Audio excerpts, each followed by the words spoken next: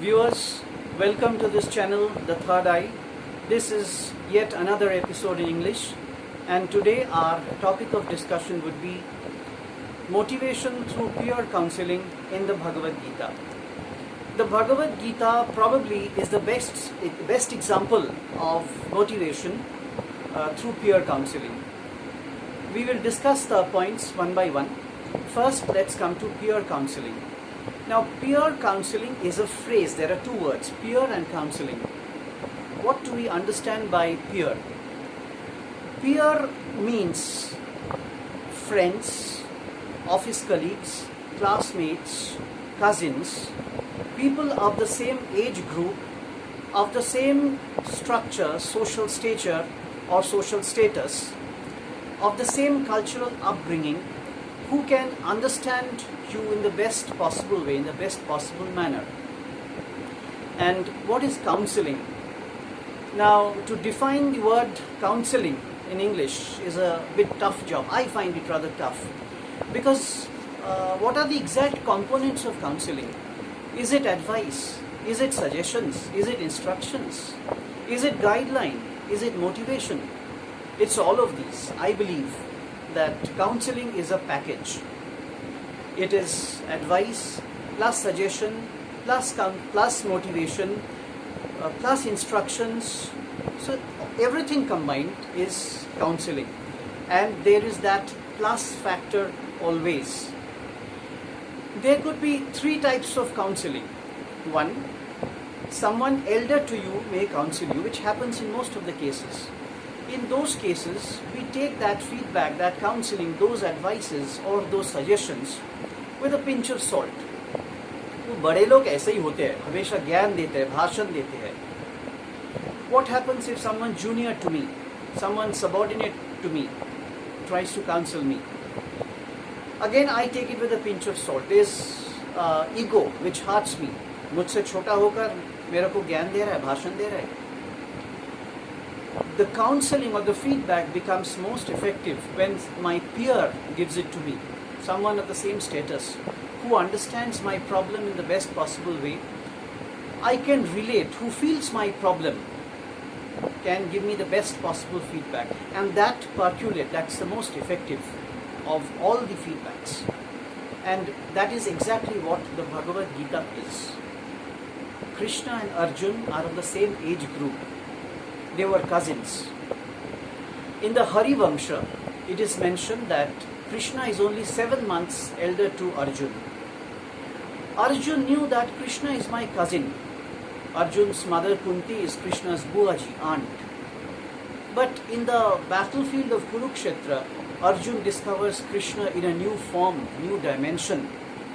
And after a certain point of time, he submits, he surrenders, and he says, Shishyasteham Shadhimantang Prapannam. I am your disciple. You tell me what is most appropriate, most accurate for me. Jat Shreya, मेरे लिए जो श्रेय है, सान निश्चितम गृहीतन में, वही आप निश्चित करके मुझे बताइए. We have discussed earlier that the battlefield of Kurukshetra is a symbol. It symbolizes the constant struggle that we have to face in our life, in our daily life, in our social life, in our family life, at our workplace. Even the inner struggle that goes within me, the struggle between the good and the evil, is the battle of Kurukshetra. And to survive in life, I have to fight constantly and win the battle. Now, one thing is to be noted here. In the very first chapter, Arjun had dropped all his arms and he sat on the chariot. Rathopastha upavishat. He was in a sitting posture, reclined. I won't fight. He was in a state of depression. And Bhagavad Gita is, the entire message of Bhagavad Gita is, it reflects on coming out from that state of depression. As we said, I have to fight. To come out of the depression, first what do I have to do? I have to stand up. Unless I stand up, unless I get up, how do I fight? That is why the term Uttishta is mentioned in the Bhagavad Gita time and again. Uttishta, get up, utho, get up, arise.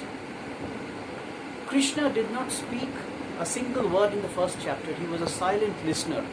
on Arjun's request, he only placed a chariot in between the two forces, the senas, the two senas, Senayor Ubhayor Madhye.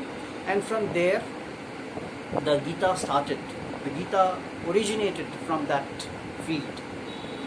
In the second chapter, we see Krishna speaking for the first time. In the very first sentence that Krishna spoke, he was a bit surprised. He expresses his anguish. He says, Arjun, at this state of crisis, at this crucial hour, where from this state of mind comes to you? It is unexpected. It's a misfit for you. ये तुमको शोभा नहीं देता. It's unexpected of you. It doesn't suit you. And in the very second sentence thereafter, he says, Kshudrang hridaya daudvayallam tyaktotishta parantapa. ये तुम्हारा हृदय का जो दुर्बलता है, your mental weakness, shed it off, cast it off, and get up. Uttishta parantapa. The first motivational word, parantapa. You are a person of established fame, name and fame. You are known. You are a person of repute. Everyone knows you in your community, in the society. You have proven yourself. You have won so many battles. You are a valiant hero, fighter, warrior. So, you know your own strength, own potential. That is the first word of motivation. And that is what a peer can do, instill that motivation. Helps you to identify your hidden strength, hidden potential, inner strength or lost potential, which you think you've lost. That is where from motivation starts in the Bhagavad Gita. And thereafter, okay, before that, let's discuss something. Why do we need motivation? What is the need for motivation? For all of us, life becomes, at certain point of time, life becomes a little dull, a little boring, monotonous, meaningless. In the recent time, we find lots of suicide cases among celebrities, among the common people. They are frustrated, they have given up their lives. But that is not the solution. Some people may argue, why do I have to follow the Bhagavad Gita? It states a number of code of conduct, do this, do's and don'ts. No. I can't follow all those restrictions. It's my life, my decision. We hear people saying this often, particularly the youth. It's my life, my decision. Of course it's my life. But I am not the owner of my life. And if I put a little restriction, if I am a little disciplined in my life, I think I can live my life better. I remember once I heard of a saint saying that when your mother taught you writing alphabets in vernacular in your childhood, she always used to say, put a matra in almost all Indian vernacular languages. When you write a letter, akshar, if you put a matra on top of that, the akshar becomes more clear, more prominent, more decent to look at. I write a ka without a matra, I write a ka with a matra. If I write it with a matra, it looks more decent. The handwriting becomes nice to look at, good to look at. So that matra is that little bit of discipline that we should add in our life so that we can live, we can lead a meaningful life. Suicide is not the solution. So anyway, we have to come out of the depression. Coming back to our main topic. This word, uttishta, is uttered, mentioned, told time and again in the Bhagavad Gita. First Krishna says, Kshudrang hridaya daudvalya tyaktotishta parantapa. Have you forgotten who you are? Parantapa. You are a man of great valor, great bravery, established fame, established deed. So why do you behave like this? A little later, Krishna says, Hatoba prapsasi swargam jitva ba bhokshase mahim tasmad uttishta kaunteya yuddhaya krita nishchaya. There are only two options. If you get killed in this battle, you will reach heaven. अगर तुम इस युद्ध में हतो होगे, तो तुम स्वर्ग को प्राप्त करोगे. हतो बा प्राप्स्यसि स्वर्गम. Either die in the battle and reach heaven. What is the other option? Jitva va bhokshase mahim. Or you win this battle and enjoy this earth, this kingdom. There are only two options. Now Arjun running away from the battlefield, that option is ruled out because he was such a brave, valiant warrior. So there are only two options. Hatoba prapsasi swargam, jitvaba bhokshasi mahim. Now these days when we talk about negotiation skills, and let me tell you friends, negotiation skill is also a very popular topic for workshops, corporate workshops in the present day. Like peer counseling is also a very popular topic. And while conducting one such workshop in a public sector organization, I suddenly discovered that Bhagavad Gita is the best example, and then I started quoting from the Bhagavad Gita. Now, coming back to negotiation, when we negotiate with somebody, when we come into some terms, some agreement with somebody, there can be four possible options. First is, we agree to certain terms which are beneficial for both of us.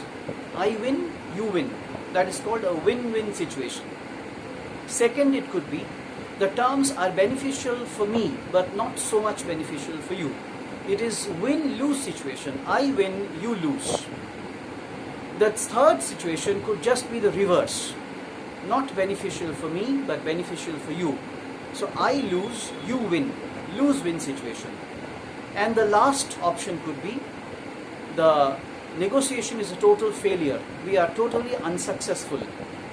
It is a lose-lose situation. Both of us lose. The best possible option is win-win situation. That is what Krishna points out here. So what do you have to lose, Arjun? You have nothing to fear. Either you reach heaven, or if you are alive, you enjoy this kingdom. Tasmad uttishta konteya yuddhaya krita nishchaya. So you get up and fight. Again, in the 11th chapter, Krishna says, Tasmat tamuttishta yasho labhasya jitva shatrun bhumva rajyang samriddham. So you get up, win, conquer your enemies, win over your enemies, and enjoy this world, enjoy this earth. So we have to remember this. Life is a constant struggle, and I cannot fight if I am lying down, if I am in a relaxing posture, if I am reclining. First I have to get up. That is why that is the central message of Gita. Uttishta, get up, get up, get up, arise, utho. And that is how, in totality, Bhagavad Gita is a unique example of motivation through peer counseling. And that is why it is so much effective. So friends, this was our topic for today. We will come up with more such topics in the days to come. If you like this video, please like, share and subscribe my channel. Thank you for watching.